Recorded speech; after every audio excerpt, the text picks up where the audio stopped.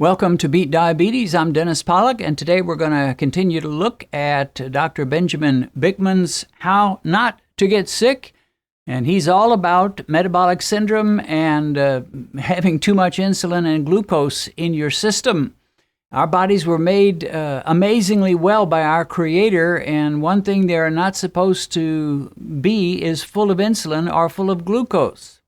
So in this little video, I want to talk about protein because Dr. Benjamin Bikman dedicates a chapter of this book to protein, and he talks about the three macronutrients, which are fat, protein, and carbohydrate. And he has a little saying for each one. With the protein, his saying is prioritize protein. With the fat, his saying is do not fear fat. And with the carbohydrates, his saying is control your carbs. In other words, don't eat too many carbs. Well, pretty much what I believe, but I thought it was interesting. He says prioritize protein. And to me, when you say prioritize, you mean you put that at the top of the list. In other words, you would eat more protein than you would anything else.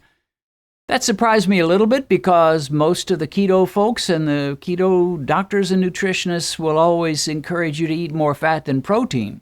But when I looked at Dr. Bikman's meal plans and his different charts, he almost always recommends 30% protein in the diet, and he almost always recommends, in fact, he always recommends more fat and less carbs. So carbs at the bottom, protein in the middle with around 30%, and then fat higher still, as high as 55, 60%, and not many carbs. So I thought it's kind of strange. He says prioritize protein when in fact he kind of puts it in the middle. But he does talk positively about protein. Let me give you one thing he says. Protein is the building block of life. We must eat them to survive. You've heard it often said that you don't need any carbs to live well. There are no minimum daily recommended carbs. At least there shouldn't be, and almost nobody would say there were. You do need protein.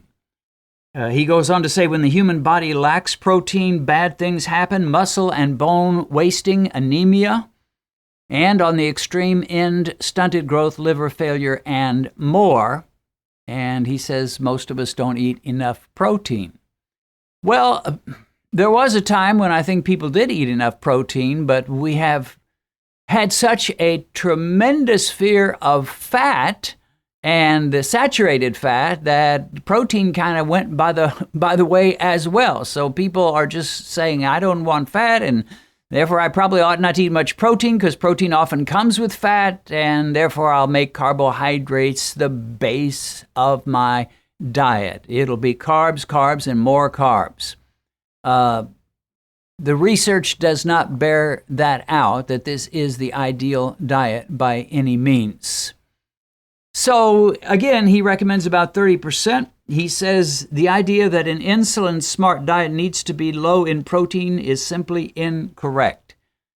And often people will say, low-carb people, keto people will tell you protein can raise glucose, protein can raise insulin, so keep your protein down low, and he's not quite that way. A lot of the pure keto folks will recommend about 20% protein, maybe 10% carbohydrates, and 70% fat. And then you got the carnivores that basically are recommending all protein and fat, but don't worry so much about one way or the other. Now, I've been a big fan of Dr. Richard Bernstein. He's passed away, but his books are still around, his ideas are still around, his concepts are still around. And Dr. Bernstein was not really a keto kind of a guy. He was basically a low-carb guy, and his idea was you just eat the protein and fat that you feel you need and keep the carbs low, and you don't have to eat too much fat as long as you're eating protein and some fat. My attitude has always been whatever I need to eat to keep my glucose fairly normal, and to keep my blood sugar within range, and to keep away from those terrible glucose spikes after my meals. That's what I do. So At no time in my life, my low-carb life, which started around 2002, at no time could I have told you what percent protein versus what percent fat. I was never really afraid of fat, and the more I studied keto, the more I realized that, yeah, fat's a good thing. So I'm not afraid of it at all, and actually, if I have a fatty steak, I don't do like I used to do. I used to think I was noble and virtuous and smart when I got a fatty steak to cut off the fat off of it and get mostly to the lean steak. Now I just indulge and enjoy that fat and don't worry about it. But I have to confess, the idea of finding your exact percentages of fat versus protein, I've never been real thrilled about it. You know, mankind has been around for a long time in this world. And if you go back in history, it's only been in the last 100 years that anybody ever thought about how much protein or fat or carbs you ate. People just kind of ate what they wanted to eat. And if you'd gone to George Washington, first president of the U.S., if you're watching this in some other country, you may not know that, but had you gone to him, who lived in the 1700s, and said, well, how are your fat versus protein percentages? You know, how much protein are you eating compared to how much fat? And what about your carbs? He'd look at you like you were crazy. And people just didn't worry about that. You say, well, how did they get along? How did they live so well without measuring their percentages of fat, protein, and carb? One reason they got along pretty well, and it's not like they never had any problems, but there was very little diabetes from about 1850 on back. And one reason that was people just didn't eat much. People were slim, and their portions were small, so they ate pretty much whatever they could get their hands on. And that meant, yeah, they ate some bread. And if they could get their hands on rice, they did, but rice wasn't a big deal back in the old days. And once in a while, they'd put some honey on a biscuit. So it's not that they ate no carbs at all, but their portions were small. They were mostly slim, and diabetes was just not much of a big issue back in the old days. Today, it's huge, and I believe the reason it is so huge is that we are simply eating way too many carbs. We've come up with new ways of eating carbs, and the whole soda craze is about 125 years old or so. The idea of a candy bar in a wrapper, again, it's a relatively new thing. Goes back maybe a generation and a half. And yeah, they did have sweets occasionally, but it was just occasionally. So the idea of protein, first of all, I agree completely with Dr. Bikman. It's needed, it's necessary, and we should not be afraid of it. His basic idea, again, don't prioritize protein, don't fear fat, and control your carbs. It seems to me, since he's recommending about 30% of your calories in your diet be protein, he might well have reversed the fat and the protein and said, prioritize fat, don't fear protein, and control your carbs. I don't know why he didn't say it that way, but in any case, he didn't.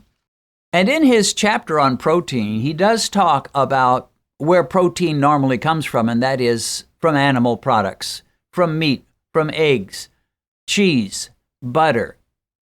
That's where your protein comes from. You say, yeah, but there are plant proteins. Yeah, there are.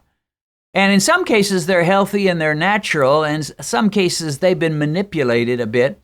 And they're not really all that healthy and all that natural. He goes into detail. I won't bore you with all the details, but I will quote this. He says, animal proteins contain all essential amino acids. Moreover, they come in a form that is readily usable. Our bodies absorb animal proteins very well. And he's going to suggest that the plant proteins are not as readily absorbed. So he says they're not quite as clear-cut in his case. In my experience, until I started doing a lot of research into the keto movement and the keto concept, all I cared about was, what does my glucose meter say?